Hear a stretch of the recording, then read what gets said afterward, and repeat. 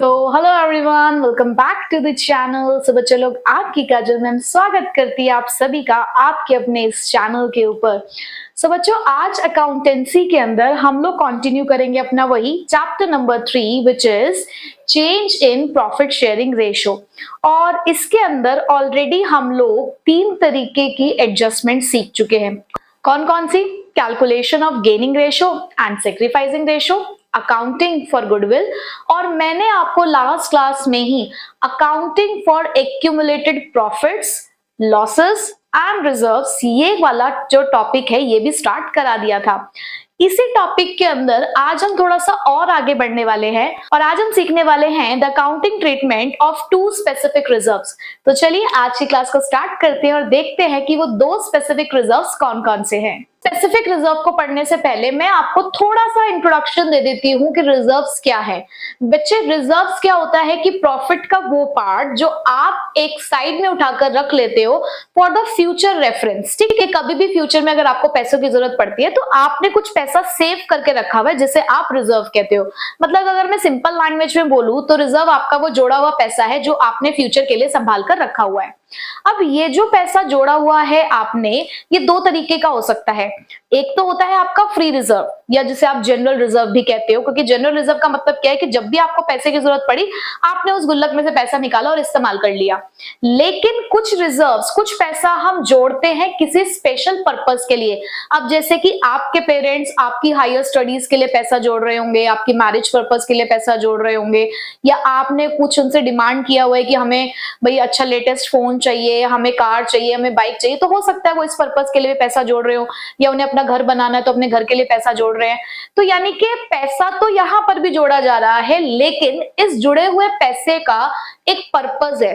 उन्होंने फिक्स कर दिया है कि यार इस पैसे का इस्तेमाल सिर्फ इसी काम के लिए किया जाएगा, तो इन्हें बोलते हैं स्पेसिफिक रिजर्व्स।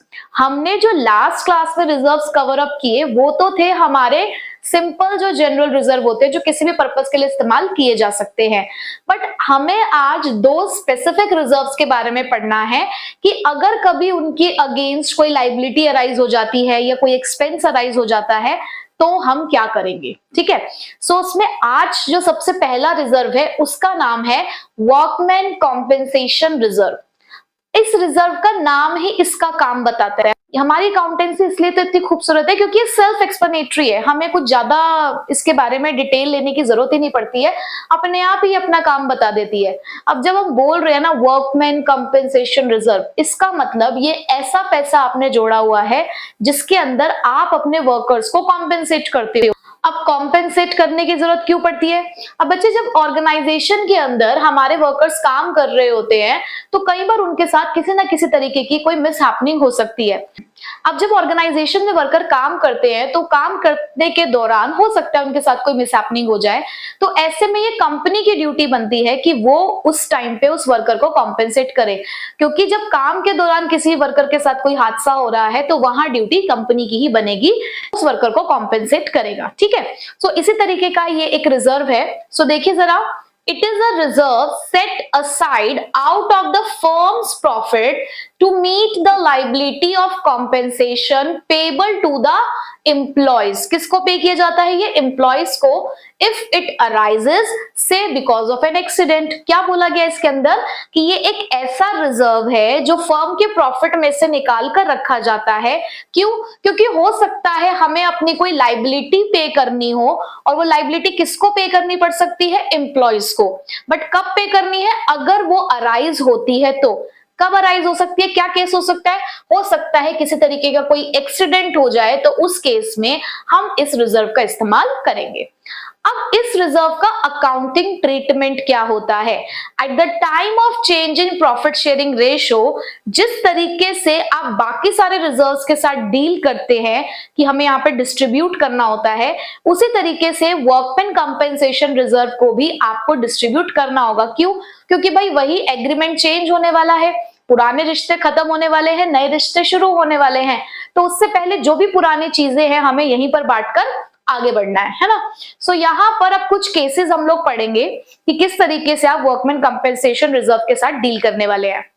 तो उसमें हमारे पास पहला केस है when there is no claim, यानी कि अगर आपके पास क्वेश्चन में किसी तरीके की कोई इंफॉर्मेशन नहीं है, भगवान की कृपा से किसी भी तरीके का कोई हादसा नहीं हुआ इन कुछ सालों में, आज आप रेशो चेंज करने जा रहे हो, पूरा का पूरा रिजर्व है आपके पास। अब देखो ये सिचुएशन ऐसी हो सकती है, इस बैलेंस शीट में आपको लायबिलिटी साइड के अंदर आपको दिख रहा है वर्कमैन कंपेंसेशन रिजर्व 60,000 का, ठीक है, ये 60,000 का रिजर्व आपने जोड़ा हुआ है और भगवान की कृपा से किसी भी तरीके का कोई हादसा किसी वर्कर के साथ नहीं हुआ, आपको कोई लायबिलिटी पे करने की जरूरत नहीं पड़ रही है। तो अब इस रिजर्व का क्या करना है भाई? देखो रिजर्व आपने कहां से बनाया है? फर्म के प्रॉफिट से। फर्म का प्रॉफिट किसको मिलता है? पार्टनर्स को। भाई फर्म के प्रॉफिट पे किसका हक होता है? पार्टनर का हक होता है। अगर मैं बोलूं तो इनडायरेक्टली आपने पार्टनर के प्रॉफिट में से रिजर्व बनाया था, ठीक है। अब आज आप रेशो चेंज करने जा रहे हो तो भाई आपने सोचा कि अब ये रिजर्व जो है ये पार्टनर्स में ही बांट देते हैं। आपने ये जो रिजर्व क्रिएट किया अल्टीमेटली आपने पार्टनर्स के प्रॉफिट में से ही क्रिएट किया है, तो इसके ऊपर हक भी किसका बैठता है? पार्टनर्स का ही बैठता है। तो अगर कोई लायबिलिटी नहीं है तो आप पूरा का पूरा रिजर्व पार्टनर्स कैपिटल अकाउंट में ट्रांसफर कर देंगे, ठीक है। तो दैट मींस पार्टनर्स को यहाँ पे पैसा मिलने वाला है तो उनके कैपिटल्स इंक्रीज होंगे और कैपिटल इंक्रीज होने पे क्या होती है? क्रेडिट। वहीं पर आप अपना एक रिजर्व जिसका क्रेडिट बैलेंस है आप उसे खत्म करने जा रहे हो, तो जब आपकी गुल्लक खाली होगी तो आप उसे क्या करेंगे? डेबिट करेंगे।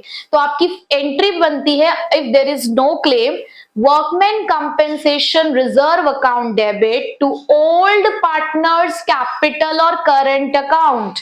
मैंने यहां पर भी इस्तेमाल किया नाम ओल्ड, तो बच्चे कौन सी रेशो यूज होगी?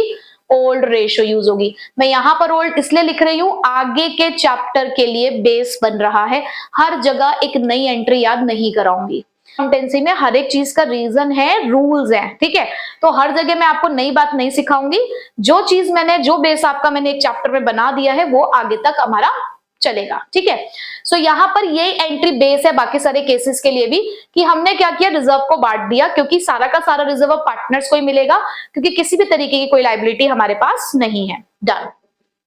Second, but ma'am if there is a claim, अगर कोई क्लेम अराइज हो जाए तो बिल्कुल सही बात कह रहे हो आप कि भाई अगर कोई क्लेम अराइज हो गया तो सपोज करो कि क्लेम भी 60,000 का है।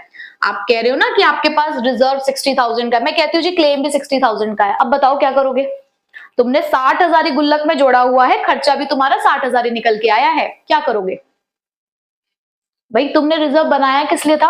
अपने वर्कर्स के लिए ही बनाया ना। तो पहली जिम्मेदारी तुम्हारी क्या बैठती है कि वर्कर्स को क्लेम दो उनका पैसा उनको, ठीक है, कॉम्पेंसेट करो उनको। तो आपने क्या किया? आपने अपने रिजर्व यानी कि गुल्लक को खाली किया, तो वर्कमैन कंपेंसेशन रिजर्व तो डेबिट ही होगा हर केस के अंदर। बट अब पार्टनर्स को क्या कुछ मिल पाएगा? आपने 60,000 ही जोड़ा था, 60,000 का ही खर्चा आ चुका आपके सर पे, 60,000 की ही लायबिलिटी है, तो भाई अब पार्टनर को कुछ नहीं मिलने वाला। तो बस पार्टनर्स कैपिटल अकाउंट की जगह पे यहाँ पे क्या आ जाएगा? Workman compensation claim. क्योंकि अब यहाँ पर आपको क्लेम की पेमेंट करनी है, आपके पास एक लायबिलिटी अराइज हो चुकी है, तो लायबिलिटी बढ़ने पे क्या होती है? क्रेडिट। तो आपने अपने रिजर्व में से पैसा निकाला और इस लायबिलिटी के अंदर डाल दिया, ठीक है, बात समझ आ गई? Okay done. Next third case, when your compensation reserve is greater than your claim, यानी कि आपने पैसा तो जोड़ रखा है 60,000 लेकिन जो क्लेम निकल कर आया वो 40,000 का आया, मतलब जो लायबिलिटी आपकी निकल कर आई है वो 40,000 की आई है। 60,000 जुड़े हुए हैं, 40,000 की लायबिलिटी है, तो बचे हुए 20,000 का क्या होगा? क्या रखेंगे उसे? नहीं। किसका हक है उन बचे हुए 20,000 पे? वेरी गुड, पार्टनर्स का हक है। तो 20,000 किसको मिलने वाले हैं? पार्टनर्स को मिलने वाले हैं। तो देखो वही बेस बनेगा, जब आप पार्टनर्स को डिस्ट्रीब्यूट कर रहे हो तो आपने लिखा workman compensation reserve debit to old partners capital account. देखो जरा, workman compensation reserve debit to old partners capital account, but यहाँ पे क्लेम की पेमेंट भी करनी है, एक लायबिलिटी भी है, तो टू वर्कमैन कंपेंसेशन क्लेम, तो यहाँ पर लिख दो टू वर्कमैन कंपेंसेशन क्लेम। आप चाहो तो पार्टनर्स को बांटने की एंट्री अलग, यानी कि 20,000 की एंट्री अलग, 40,000 की अलग कर सकते हो, या आप कंबाइन एंट्री करो ना। क्यों काम बढ़ाना है भाई? आपके पास टोटल 60,000 रुपए है जिसमें से 40,000 का क्लेम है, 20,000 पार्टनर से बांटना है, तो एक ही एंट्री में बांट के खत्म करो। सिंपल है बहुत, समझ आ गया? ठीक है done. Workman compensation reserve is less than claim. Madam अगर पैसा कम पड़ जाए तो मतलब क्या कहना चाह रहे हो आप? मैडम अब तक तो आपने कहा क्लेम है नहीं, क्लेम बराबर है, क्लेम कम है, अगर क्लेम यहां निकल कर 70,000 का आ गया तो क्या करेंगे हम? लायबिलिटी ज्यादा की आ गई, बिल्कुल हो सकता है, ऐसा क्यों नहीं हो सकता? भाई देखो यहाँ पर वर्कमैन कंपेंसेशन रिजर्व मेरे पास अगर सिर्फ 60,000 का है, तो भाई देखो गुल्लक तो खाली करनी पड़ेगी, मुझे यहाँ पे गुल्लक खाली करनी पड़ेगी क्योंकि अब मेरे पास क्लेम 70,000 का आ चुका है। तो ठीक है, पूरी गुल्लक हम खाली करेंगे, हम यहाँ से 60,000 तो निकाल लेते हैं। बट क्लेम कितने का है भाई? क्लेम तो 70,000 रुपए का है। एंट्री जो है क्लेम देने की वो तो यही बनेगी, workman compensation reserve debit to workman compensation claim. But यहाँ पर 10,000 की कमी पड़ रही है, वो 10,000 कहां से आएंगे? तो बच्चे उसके लिए मैं आपको एक नया अकाउंट बता रही हूं कि जब भी हमारी लाइबिलिटीज बढ़ जाती हैं eight the time of change in profit sharing ratio, या मैं कहूं eight the time of reconstitution of firm, जब भी कभी लाइबिलिटी बढ़ेगी घटेगी या फिर एसेट्स बढ़ेंगे घटेंगे, तो एक नया अकाउंट आएगा हमारे पास जिसका नाम है रीवैल्यूएशन अकाउंट। इस अकाउंट को अभी हम अपनी नेक्स्ट क्लास में बहुत डिटेल में डिस्कस करेंगे। अभी सिर्फ आप इतना समझो कि आपके पास लाइबिलिटी को पे करने के लिए रिजर्व्स की कमी पड़ी, तो ऐसे में आप रीवैल्यूएशन अकाउंट से ये 10,000 रुपए निकाल सकते हैं। आपकी लाइबिलिटी 70,000 की थी, पैसा आपके पास 60,000 था, तो 10,000 आपने कहां से निकाला? रीवैल्यूएशन से, क्योंकि आपकी लाइबिलिटी बढ़ गई थी। बट ये जो लाइबिलिटी बढ़ी आपकी 10,000, ये भी तो कहीं ना कहीं से पैसा आएगा।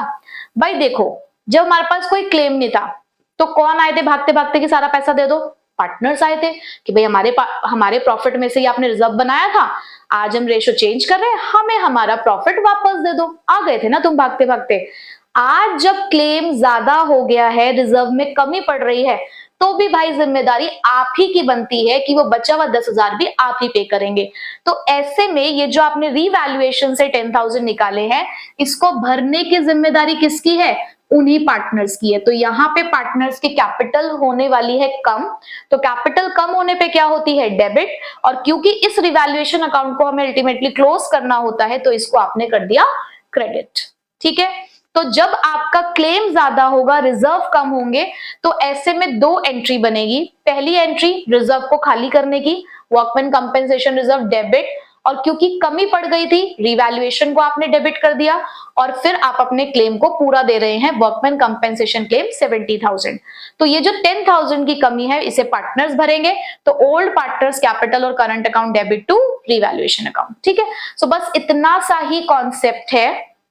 अब मेरे ख्याल से तो आपको समझ आ चुका होगा, मैंने आपको एंट्रीज भी सारी बता दी हैं, कुछ क्वेश्चंस कराऊंगी और उसके बाद आपको ये कॉन्सेप्ट अपने आप ही क्लियर हो जाएगा। ठीक है, सो करते हैं question number 14। Question is X, Y and Z who are sharing the profit and losses in the ratio of 5:3:2 decided to share the future profits in the ratio of 2:3:5। तीन partners हैं X, Y, Z। पहले ratio दे रखी थी 5:3:2, उसके बाद ratio change करी है 2:3:5। तो ये हमारी ओल्ड रेशो है और ये हमारी न्यू रेशो है। Give the journal entry to distribute the workman compensation reserve of 1,20,000।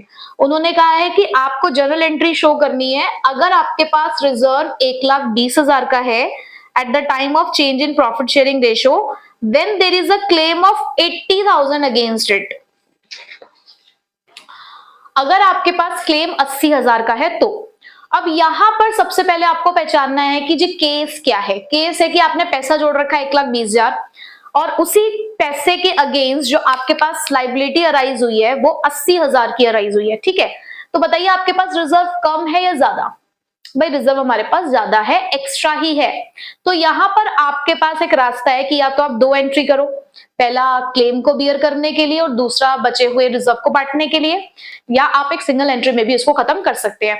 तो मैं आपको सिंगल एंट्री ही करा रही हूँ क्योंकि भाई हम कॉमर्स वाले हैं, हम फटाफट वाला काम करते हैं ना।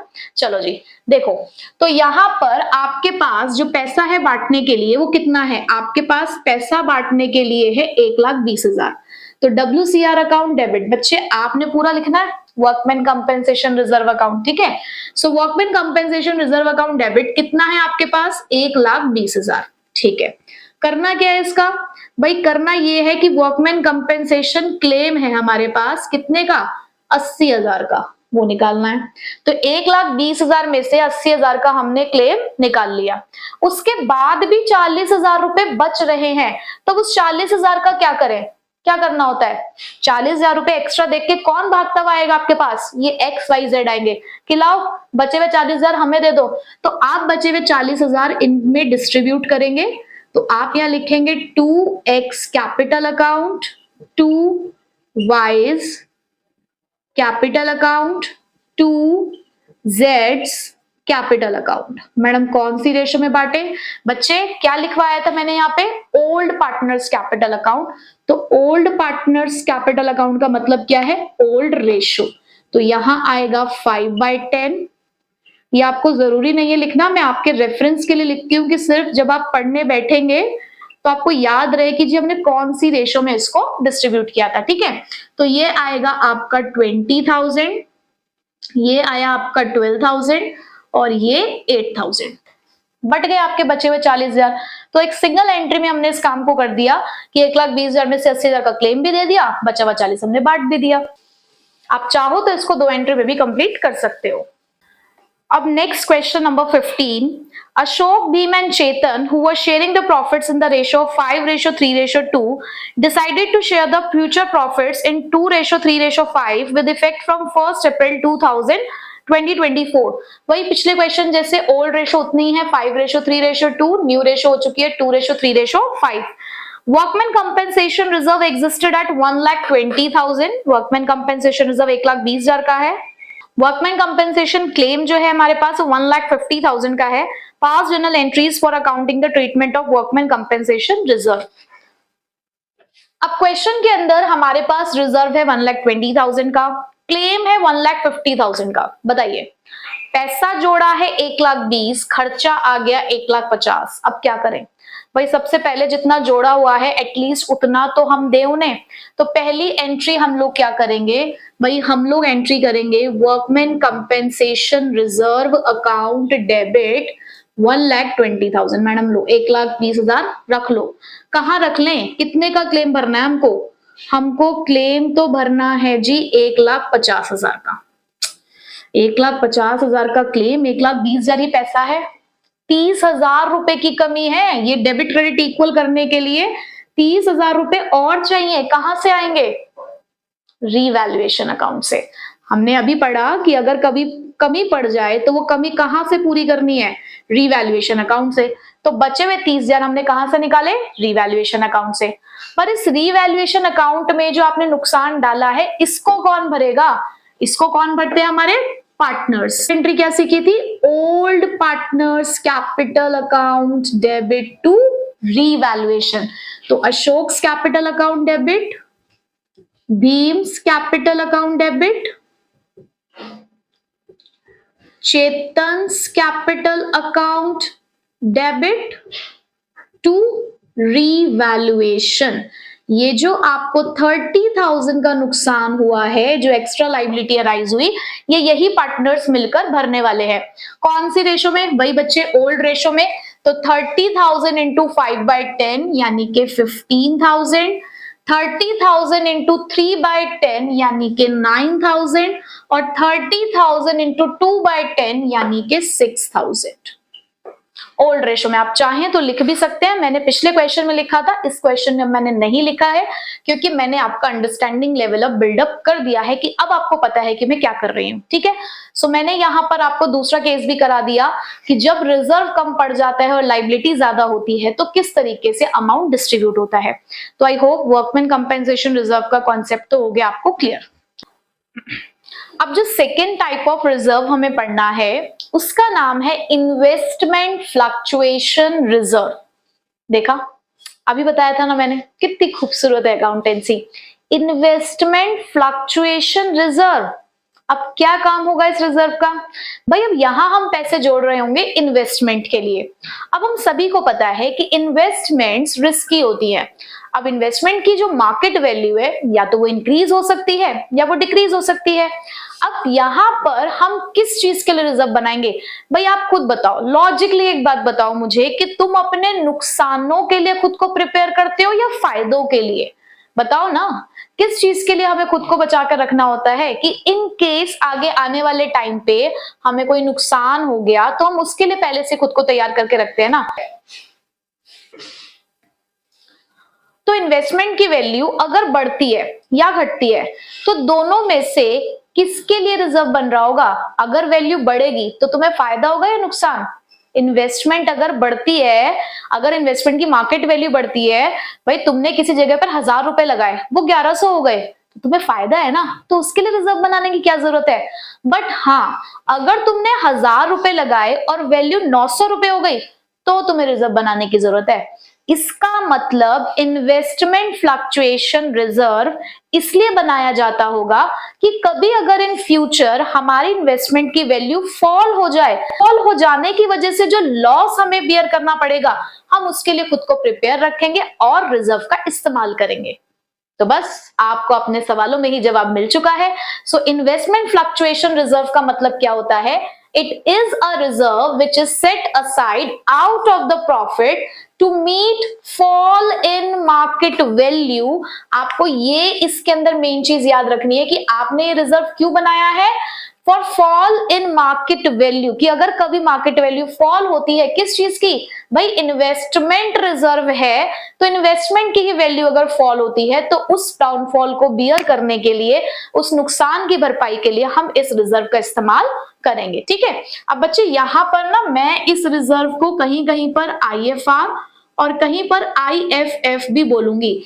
IFR का मतलब होता है इन्वेस्टमेंट फ्लक्चुएशन रिजर्व और IFF का मतलब है investment fluctuation fund.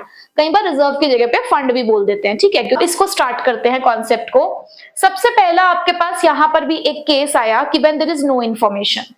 When there is no information means कि सपोज करो ये हमारी बैलेंस शीट है जिसके अंदर आपको रिजर्व तो दे रखा है 20,000 का, इन्वेस्टमेंट फ्लक्चुएशन रिजर्व है 20,000 का, और एसेट के अंदर इन्वेस्टमेंट की वैल्यू दे रखी है 1 लाख। अब बच्चे बैलेंस शीट हमारी बुक्स ऑफ अकाउंट होती है ना, और बुक्स ऑफ अकाउंट में जिस वैल्यू पे आपको आपका एसेट या लाइबिलिटी दिखाया जाता है उसे उसकी बुक वैल्यू कहते हैं। यानी कि बुक्स में जिस वैल्यू पे हमने अपने एसेट या लाइबिलिटी को रिकॉर्ड किया है वो उनकी बुक वैल्यू है। ठीक है, सो यहाँ पे इन्वेस्टमेंट की बुक वैल्यू कितनी हुई?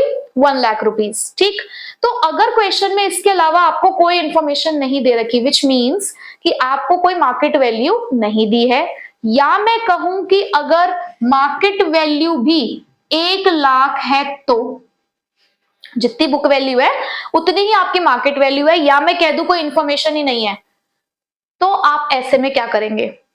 क्या आपके रिजर्व का इस्तेमाल होगा ऐसे में? भाई वैल्यू फॉल हुई कहां? अगर मैंने 1 लाख रुपए इन्वेस्ट किए तो उसकी मार्केट वैल्यू भी 1 लाख ही है ना, तो मुझे कोई फायदा हुआ ना मुझे कोई नुकसान हुआ इस केस में।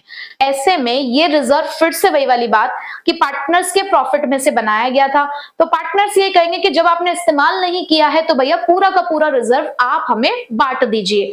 तो ठीक है, हमने पहली एंट्री यही करी जैसे कि हमने WCR में किया था, IFR/IFF account debit to old partners capital और करंट अकाउंट। अगेन वही वाली बात कि मैं यहाँ पे ओल्ड यूज कर रही हूँ, इसका मतलब रेशो भी कौन सी इस्तेमाल की जाएगी हर केस में? Old ratio. Capital account fluctuating capital method में, current account fix capital method में। अब बार बार ये वाली बात भी आपको बताने की जरूरत नहीं है। ठीक है, तो पहला केस तो क्लियर है कि पूरा का पूरा रिजर्व हमने पार्टनर से बांट दिया, पार्टनर की कैपिटल इंक्रीज हुई तो क्रेडिट कर दिया, रिजर्व खत्म हुआ क्योंकि उसका क्रेडिट बैलेंस होता है तो डेबिट कर दिया। ठीक है, नेक्स्ट केस। तो नेक्स्ट केस है हमारा अब when fall in value of investment is equals to IFR। मतलब कि अगर आपकी मार्केट वैल्यू 80,000 हो गई तो 80,000। अब देखो यहां इन्वेस्टमेंट 1 लाख की है, मार्केट वैल्यू 80,000 की है, यानी कि 20,000 से आपकी इन्वेस्टमेंट की वैल्यू फॉल हो गई, यानी कि नुकसान कितने का हुआ? 20,000 का। पैसे कितने जोड़ रखे हैं? 20,000 ही जोड़ रखे हैं। 20,000 का नुकसान 20,000 ही आपने जोड़ रखे हैं। पार्टनर को कुछ मिलने वाला है? कुछ नहीं मिलने वाला। पार्टनर को मिलेगा तब जब कुछ बचेगा, जब कुछ बचा ही नहीं तो पार्टनर के हाथ कुछ नहीं लगेगा। अब ऐसे में आपने यहां पर क्या करना है? भाई 20,000 से आपके इन्वेस्टमेंट की वैल्यू कम हुई तो एसेट कम हो रहा है, एसेट कम होने पे क्या होता है? क्रेडिट। तो एंट्री क्या बनी? IFR account debit to investment account. Simple, पूरे 20,000 रुपए से आपने अपनी इन्वेस्टमेंट की वैल्यू को कर दिया कम। ठीक है, क्लियर यहां तक? ओके। अब यहां पर अगर मैं आपसे कहूं कि when fall in value of investment is less than IFR, मतलब क्या है मैडम आपका? मैंने कहा कि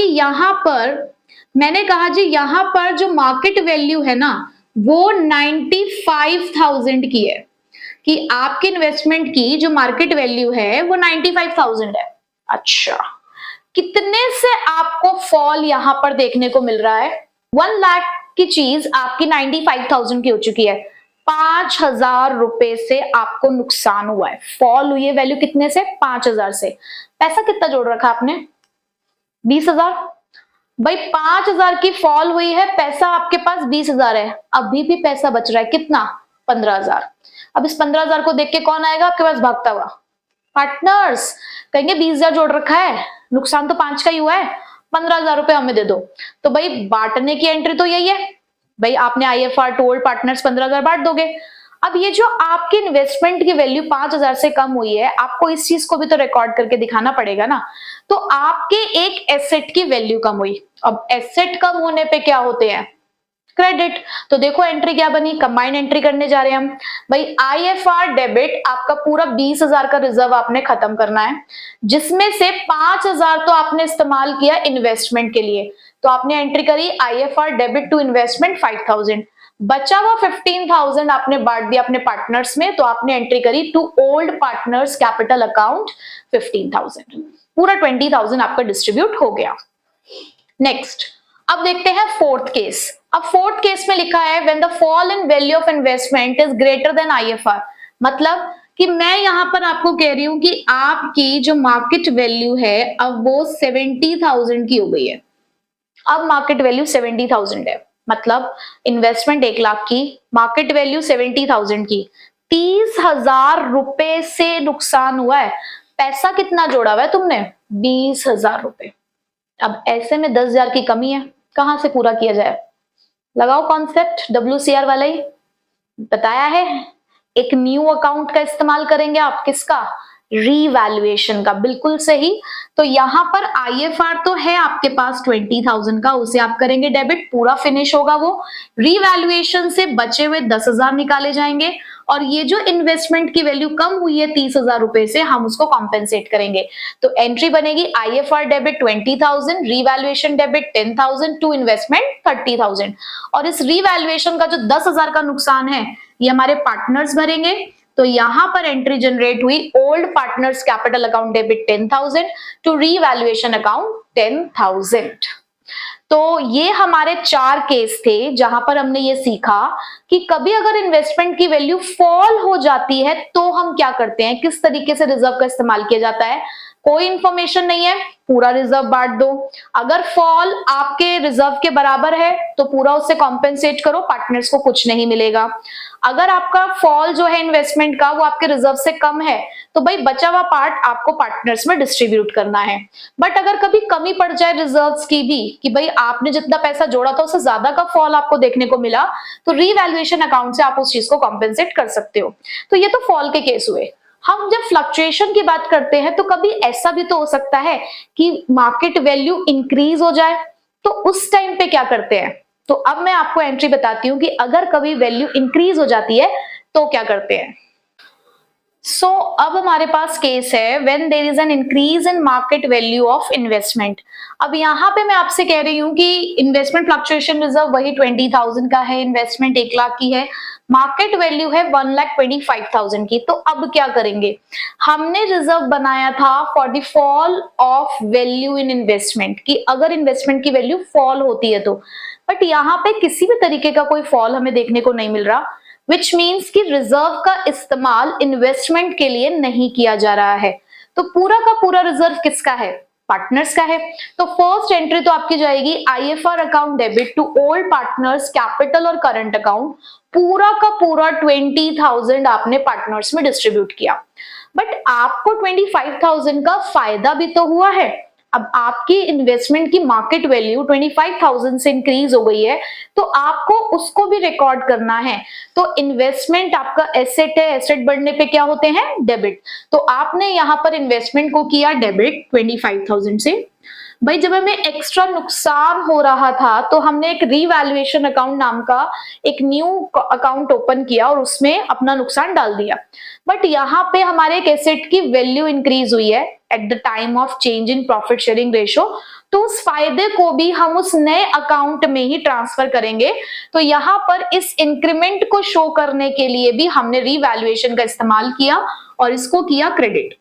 अब जिस तरीके से वहां नुकसान के भागीदारी हमारे पार्टनर्स थे, उसी तरीके से इस फायदे को भी एंजॉय हमारे पार्टनर्स ही करेंगे।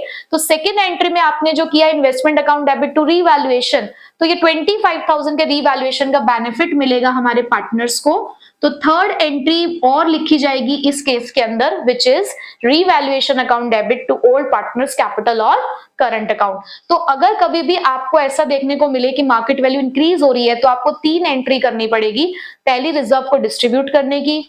दूसरा, आपके पास ये जो फायदा आया है, आपके इन्वेस्टमेंट की वैल्यू इंक्रीज हुई है, आप उसे रिकॉर्ड करोगे और इस रीवैल्यूएशन अकाउंट के बेनिफिट को आप पार्टनर्स में ट्रांसफर करोगे। और कौन सी रेशो में करोगे? ओल्ड रेशो में। ठीक है, सो कॉन्सेप्ट मैंने आपको समझा दिया है। क्वेश्चन के थ्रू अपने कॉन्सेप्ट को और स्ट्रॉन्ग करते हैं। चलिए अब क्वेश्चन नंबर 16 देखिए, जो कि है हमारा इन्वेस्टमेंट फ्लक्चुएशन रिजर्व के कॉन्सेप्ट के ऊपर based. A, B and C, who were sharing the profit and losses in the ratio of 5:3:2, decide to share the future profits in the ratio of 2:3:5. Give the journal entry to distribute investment fluctuation reserve of rupees 20,000. अब यहाँ पर हमारे पास जो investment fluctuation reserve है वो है 20,000 का, and when investment appears in the books at rupees 1 lakh. और यहाँ पर आपको इन्वेस्टमेंट की जो बुक वैल्यू दे रखी है वो 1 लाख रुपीज दे रखी है और ब्रैकेट में मार्केट वैल्यू है 95,000 की, और हमें करनी है जर्नल एंट्री। सो देखो बच्चे, क्वेश्चन के अंदर यहाँ पर हमारे पास रिजर्व है 20,000 का, इन्वेस्टमेंट है 1 लाख रुपीस की, मार्केट वैल्यू है 95,000। ऑलरेडी इन्हीं डिजिट के साथ हम लोग क्वेश्चन को सॉल्व कर चुके हैं, बट कोई बात नहीं, एक बार यहाँ पर भी फिर से सॉल्व कर लेते हैं। इन्वेस्टमेंट की बुक वैल्यू है 1 लाख, मार्केट वैल्यू है 95,000। तो कितने से फॉल इन इन्वेस्टमेंट आपको देखने को मिल रहा है? 5,000 से, जबकि आपने रिजर्व में पैसा कितना रखा हुआ है? 20,000 का। तो यहाँ पर आपने करना क्या है भाई? रिजर्व तो पूरा ही बांटना है, क्योंकि आप रख नहीं सकते अपने पास, क्योंकि eight the time of change in profit sharing ratio हम इस रिजर्व को खत्म कर देते हैं। तो IFR तो आप डेबिट करोगे पूरे 20,000 से। अब क्योंकि आपकी इन्वेस्टमेंट की वैल्यू 5,000 से कम हो गई, तो आप अपने इन्वेस्टमेंट को करोगे क्रेडिट, क्योंकि एसेट कम होने पे क्रेडिट ही होते हैं। अब ये जो बचे हुए 15,000 है, ये किसको डिस्ट्रीब्यूट करना है? बिल्कुल WCR जैसा कॉन्सेप्ट कि बचे हुए रिजर्व पे किसका हक है? हमारे पार्टनर्स का हक है।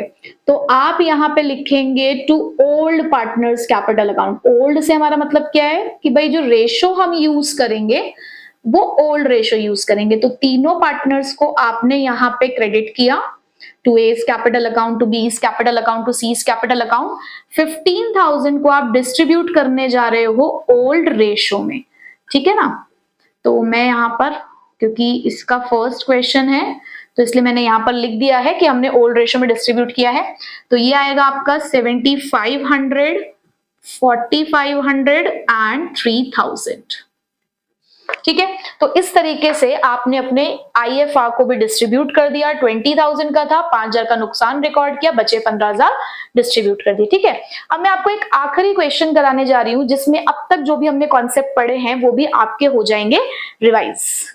सो अब हमारे पास क्वेश्चन नंबर 21 है, which is Bhavya and Sakshi are partners in a firm sharing profit and losses in the ratio of 3:2 on 31st March 2018 their balance sheet। अब आपको यहाँ पे प्रॉपर एक बैलेंस शीट गिवन है, लाइबिलिटी साइड में, एसेट साइड में बहुत सारी चीजें हैं, like sundry creditors, general reserve.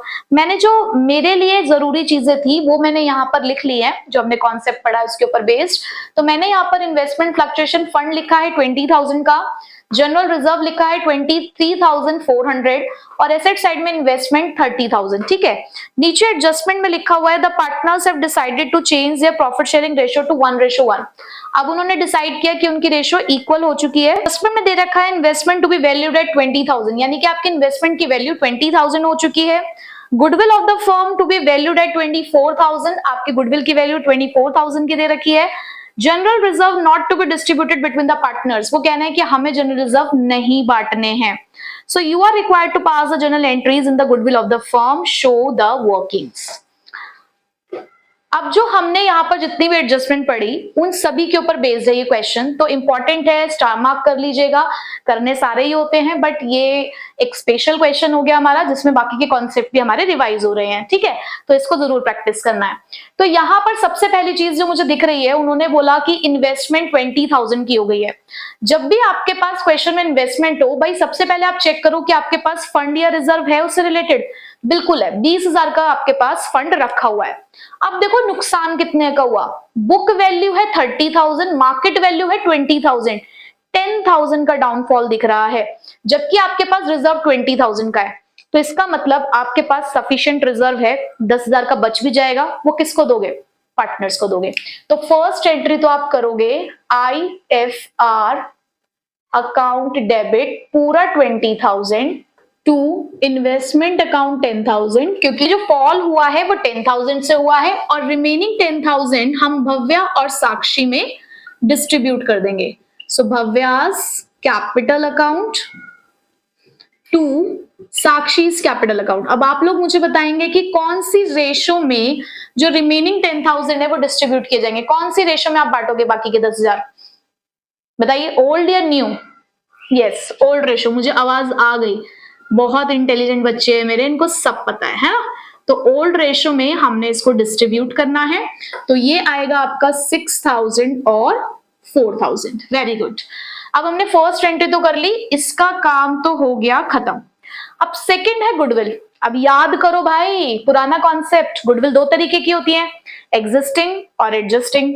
Existing मतलब जो यहाँ एसेट साइड में लिखी होती है, बट गुडविल अपीयर्ड तो कोई है ही नहीं हमारे बुक्स ऑफ अकाउंट्स में, इसका मतलब ये ओल्ड गुडविल तो नहीं है। ये कौन सी वाली है, एडजस्टिंग।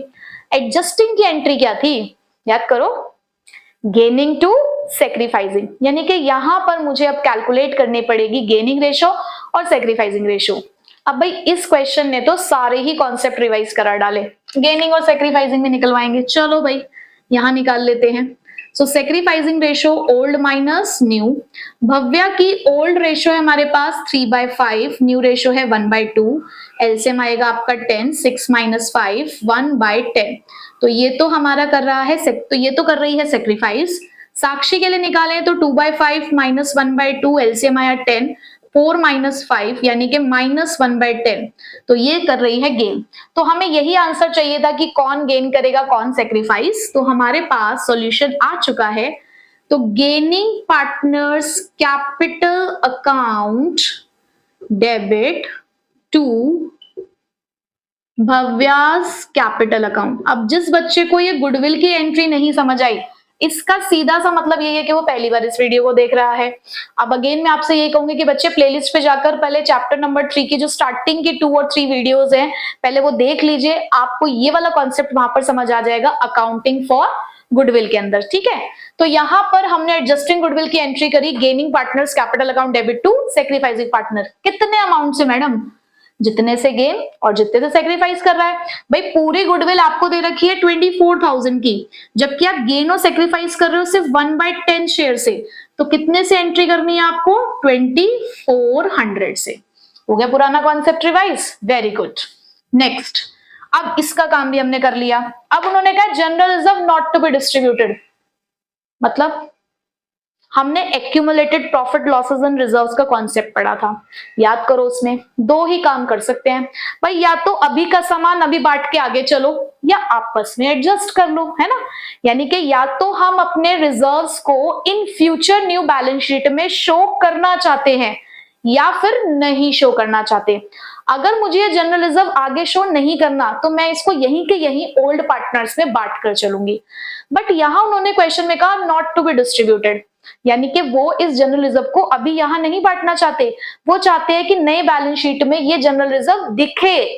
तो भाई यहां पर जब दिखे तो आपको आपस में एडजस्ट करना पड़ेगा। तो आपस में एडजस्ट करने के लिए प्रॉफिट्स की एंट्री क्या होती है, वही gaining partners capital account debit to sacrificing partner, यानी कि यहां पे जो आपने एंट्री करी सेम यही वाली ही एंट्री आपको यहां पर भी पास करनी है। ऑलरेडी आप गेनिंग सेक्रीफाइसिंग कैलकुलेट कर चुके हो। तो दोबारा तो नहीं करना है, बस अमाउंट डिफर करेगा। अब आपके पास टोटल जनरल रिजर्व कितने का है? 23,400। कितने से गेन सेक्रीफाइस कर रहे हो? 1/10 से।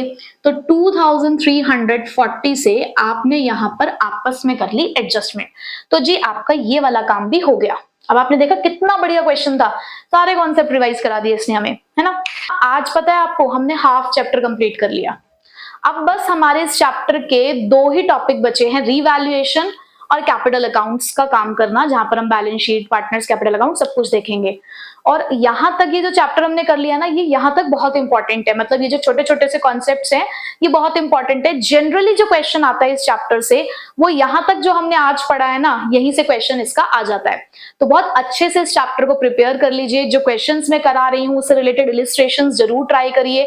एमसीक्यूज बिल्कुल प्रैक्टिस करने हैं आपको। सो नेक्स्ट क्लास में हम नेक्स्ट कॉन्सेप्ट के साथ आगे बढ़ेंगे। सो मिलते हैं आपसे नेक्स्ट क्लास में। Till then take care, bye bye.